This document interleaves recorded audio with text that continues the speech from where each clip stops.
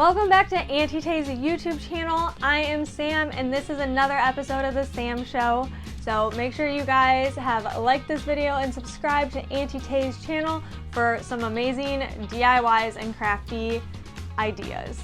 But this one goes out to all of my book loving friends. If you're like me and have a gajillion books but you want to show them off with some fun decor, we are going to be DIYing some really easy bookends that you can come up with so many themes and do so much with, and I can't wait to show you how I did it. Let's go. Hey everyone, it's Sam from the Auntie Tay team and you're watching The Sam Show. Let's go make some fun things. We are starting off with just some scrap pieces of wood. I have 4 pieces of 1x6s cut to about 6 inches, and then the smaller pieces, there are 2 pieces that are about 4.5 by 5.25 inches. Really, whatever size you want to make with, and if you have scrap wood laying around, just try to have 4 bigger pieces and 2 smaller pieces that you would think would hold up a good portion of your books. And I'm just going to start with painting. I was using a light pink color, but to me, I wasn't liking how light it was compared to the white, because I'm going to do a crackle technique on these bookends to make them look rustic and weathered. And while you want to use a lighter color for your underneath color, this was a little too light, so I did switch to a different color, which was this sea glass blue-ish green color. I love this color so much. All you're going to want to do is paint all the surfaces that will be seen, or you can paint everything. Do a couple layers, whatever to your heart content, but you want to do a semi-lighter color since we're going to do tattoo paper over top of everything. For the crackle effect, you're going to want to use the Elmer's school glue, the regular white glue, and put a pretty good portion out on your wood. I just find it easier to take the cap off and squeeze it on. I use just a regular paintbrush to smooth it all out. But when you are trying to create this crackle effect, you are going to want to only go in one direction. So you're not going to just want to smear it out once you get down to your final layer and it's all smooth. You can see how I'm going from top to bottom, and that's the way I want my cracking to go. And you want a generous amount, and you don't want it to dry. So I'm doing a couple at a time, but don't do that unless you feel comfortable. Once you have your glue the way you want, you are going to take a heavy paint loaded brush. I like to use white since I plan on doing stuff on top, and in the least amount of strokes possible, go over top of your wet glue. You do not want to push very hard because you don't want to push that glue underneath. You want to keep the paint on top of the glue while the glue is still wet.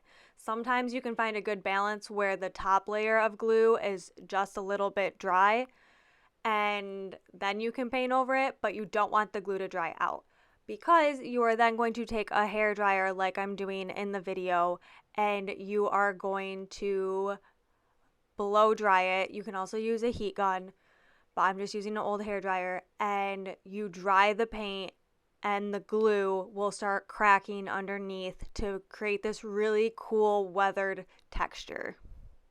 This is where I love doing different colors underneath the white, like how I did the sea glass. I've also used like cream colors if you really want that farmhouse vibe. But essentially, you're just going to go through and do this for all of your pieces, or do it as much as you want. It's your project and your bookends. I just really love the weathered look.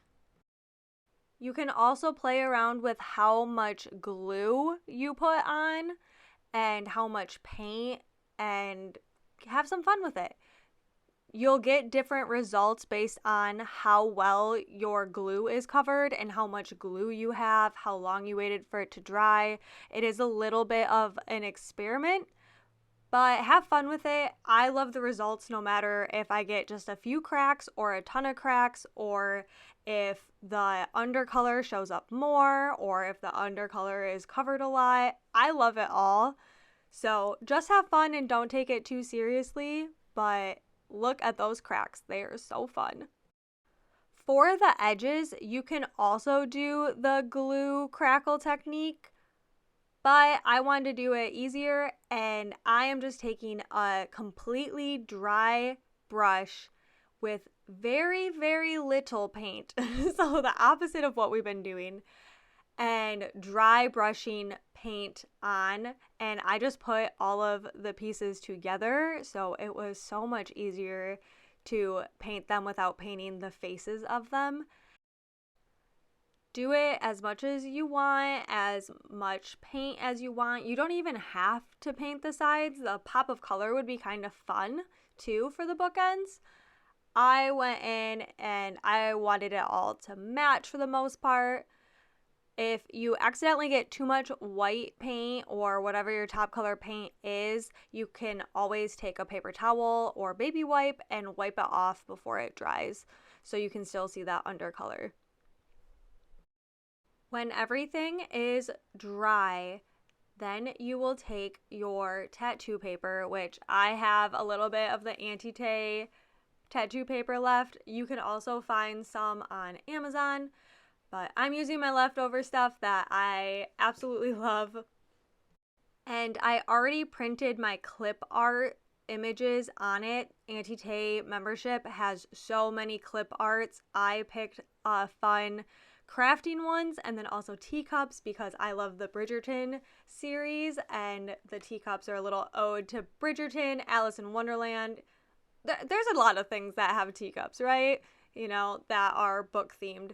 So I printed on the glossy side of that, and then now I'm taking the transfer film off and lining that onto the paper. This part is a little tricky and it's not very forgiving, but you can do it, just go slow.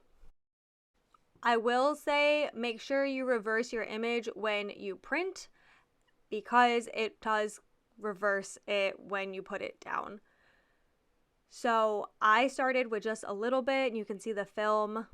Once I had it lined up, I start pulling it off and rubbing it down. You really want to avoid bubbles with this step because the bubbles prevent the film from sticking onto your print, which then is how it becomes a temporary tattoo.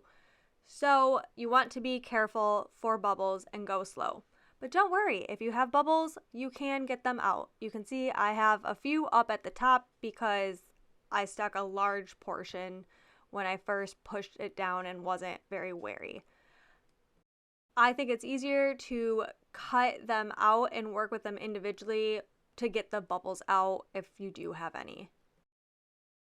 I just use one of my Cricut tools. You can also use a credit card, gift card, anything like that. And I just start in the middle of my image and rub towards the outside to remove any bubbles.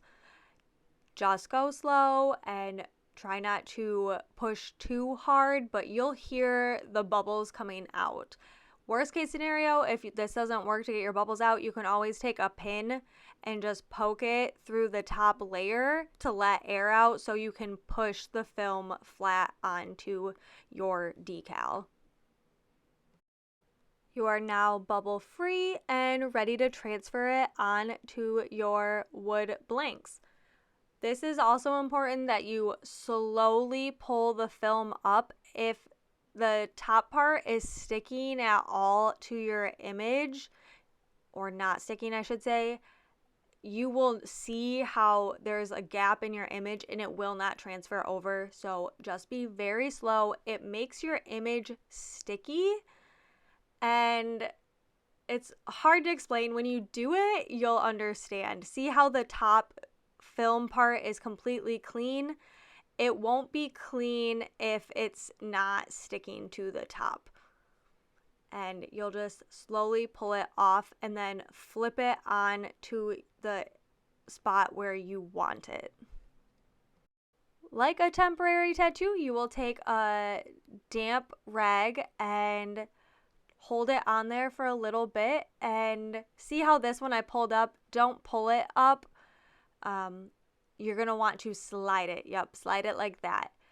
And you'll be able to tell it won't move if it's not ready, but when it's wet enough, it will slide right off so easily.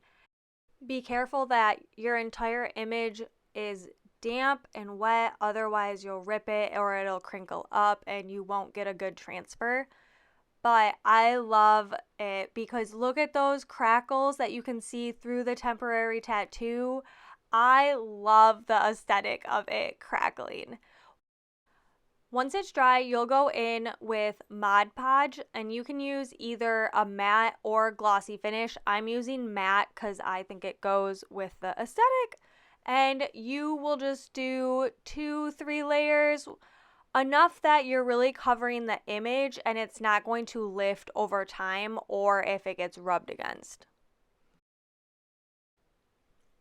Then when that's all dry, you can see how you are going to put them together. I just nailed them together. You can also screw it or glue it or a little of everything. But so that they don't scratch or shift, I am using this grippy shelf liner I actually got from Dollar Tree, and I'm just gluing it onto the bottom. I used hot glue, and I did use parchment paper to kind of push it down, or a wax paper, but just be careful so you don't burn your fingers. These babies are gonna hold some big books. They are not moving for anything. I love that they're reversible, and one side is a crafty side and another side is my tea high time. I love it. I honestly will probably keep buying more books just so I can make more bookends at this point. I hope you guys had a great time. Thank you so much for joining. I hope you learned some fun new techniques and this inspires you to add on to your book collection so you can also make a bunch of bookends. See you next time, guys.